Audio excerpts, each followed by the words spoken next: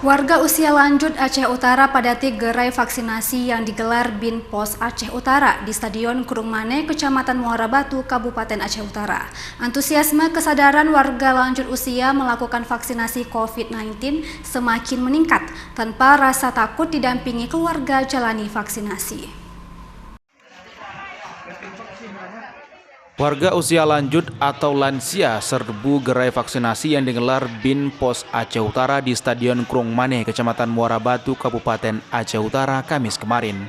Antisipasi penyebaran terjangkitnya COVID-19 jenis baru yaitu varian Omicron, tingkat kesadaran vaksin warga semakin meningkat. Ratusan warga sejak pagi hingga petang bersama keluarga melakukan vaksinasi tahap pertama dan tahap kedua. Puluhan warga lansia didampingi pihak keluarga dan tim medis juga mengikuti tahapan proses vaksinasi dengan mendaftar, lakukan antrian, pemeriksaan kesehatan, dan tahapan untuk vaksinasi COVID-19. Pasca vaksinasi, sejumlah warga lansia diantaranya melakukan perjalanan antar provinsi dan melakukan ibadah umroh. Dengan siapa Ibu kemari, Ibu? Pak Polisi. Pak Polisi, mobil.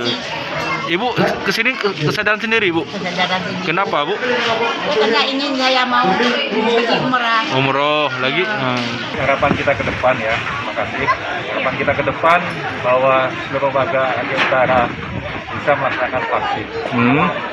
Saat ini kita ketahui bahwa masih 29% warga Aceh Utara yang sudah melaksanakan vaksin. Itu dosis pertama. Ya. Dosis kedua sudah sangat minim. Jadi menghadapi ancaman ke depan ya, vaksin baru Omicron. Ya. Kita harapkan bahwa masyarakat Aceh Utara yang semuanya sudah divaksin, kemudian kita bentuk ketahanan ya fisik masing-masing. Munculnya COVID-19 varian baru jenis Omicron, warga harus meningkatkan kewaspadaan dengan kesadaran bersama untuk melakukan vaksinasi.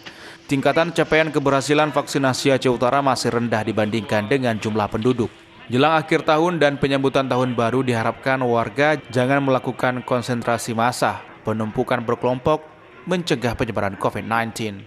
Dari Kabupaten Aceh Utara, Muhammad Jafar Yusuf, iNews melaporkan.